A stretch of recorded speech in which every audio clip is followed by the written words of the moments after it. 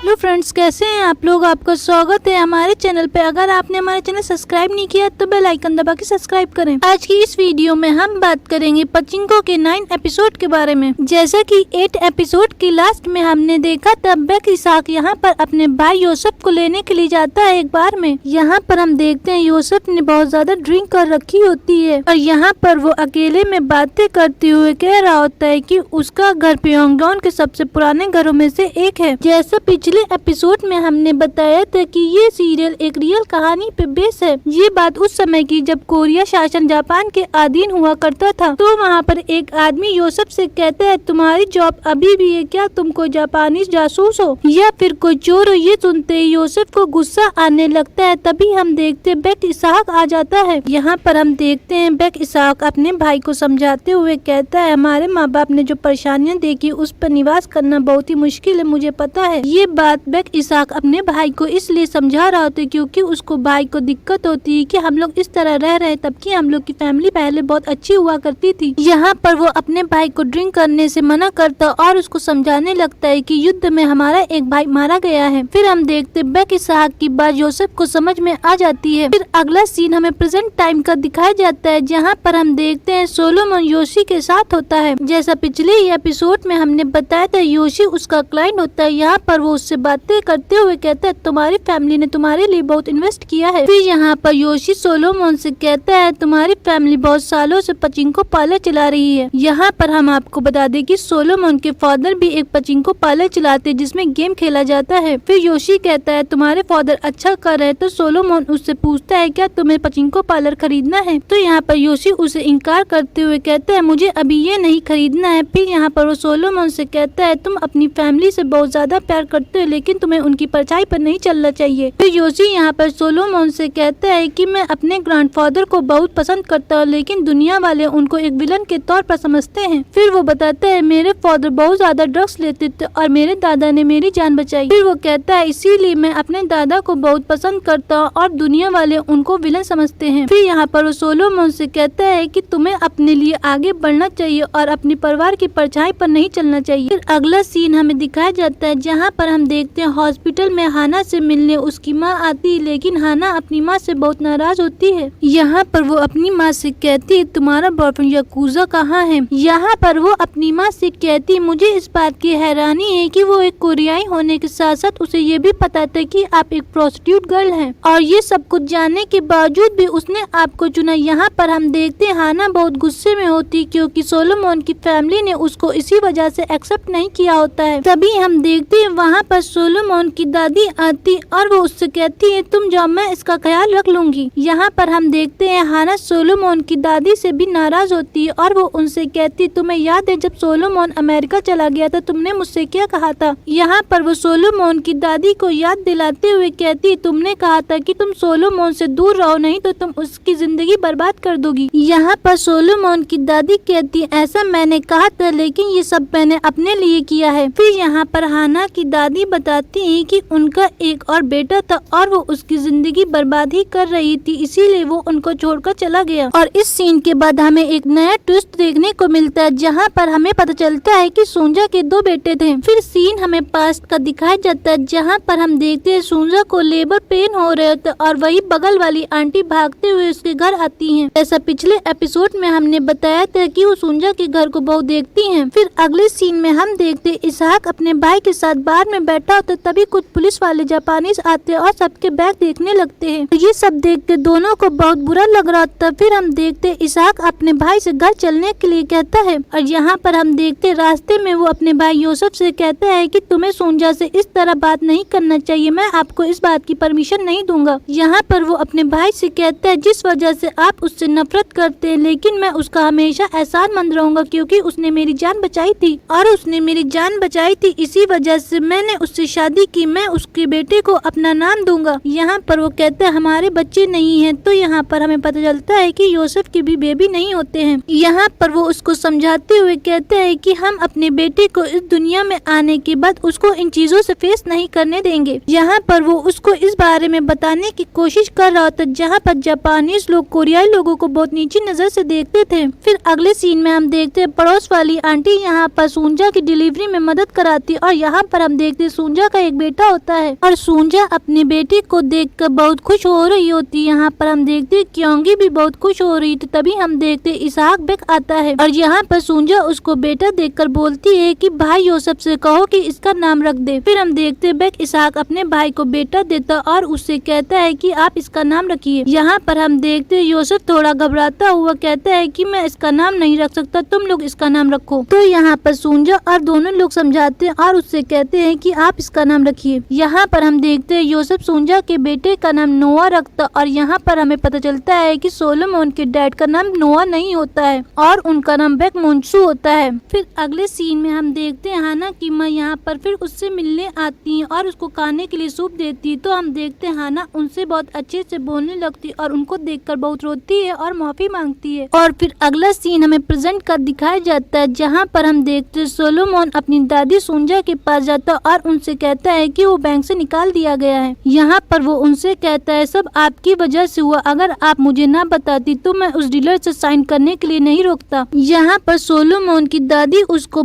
इतना समझाना चाहती थी कि जापान में कोरियाई लोगों ने कितनी मेहनत करके जमीनें खरीदी हैं और वो उसको इस तरह बिचवा रहा था। वो उसको बस इतना दिखाना चाहती थी कि यहाँ पर रहने के लिए उसके बुजुर्गों ने कितने बलिदान किए हैं। फिर वो उससे कहती है कि पैसे इम्पोर्टेंट नहीं होते। यहाँ पर वो उससे कहती तुम्हारे दादाजी से शादी करने से पहले मेरे पास एक ऑफर था और मैं बहुत अमीर बन सकती थी, लेकिन वो ऑफर मैंने नहीं एक्सेप्ट किया क्योंकि मुझे पता था मैं 2 हिस्सों में नहीं रह सकती हूँ। और यहाँ पर सोलोमन उनसे कहता है कि मैं आप लोगों की परछाई में नहीं रहना चाहता और ये बोलकर वो वहाँ से चला जाता है। फिर अगला सीन हमें पास्ट का दिखाया जाता है जहाँ पर हम देखते हैं हांसू गाने सुन रहा होता और अपनी वाइफ को बताता है कि उसका बेटा हुआ है। यहाँ पर वो अपनी वाइफ से कहता है तुम एक बार फिर से हार गई। तभी हम देखते उसकी वाइफ उससे कहती वो औरत ज्यादा अच्छी थी क्या। यहाँ पर हांसू उससे कहता है तुम्हें ये शादी एक शाप लगती थी। फिर हांसू उससे कहता है मुझे तुम्हें जवाब देने की कोई जरूरत नहीं और तुम अपनी सारी ड्यूटी से आज आजाद हो गई हो। फिर हांसू की वाइफ उससे कहने लगती मैं इस बारे में सोचकर हैरान हो रही हूँ कि तुम्हारा बेटा तुम्हारे बारे में क्या सोचेगा। ये सुनने के बाद हांसू को गुस्सा आ जाता और वो वहाँ से चला जाता है और 9 एपिसोड हमारा यही पे खत्म हो जाता है। नेक्स्ट वीडियो में हम आपको 10 एपिसोड की स्टोरी बताएंगे। अगर आपको हमारी वीडियो पसंद आई तो लाइक करें, शेयर करें और सब्सक्राइब करें।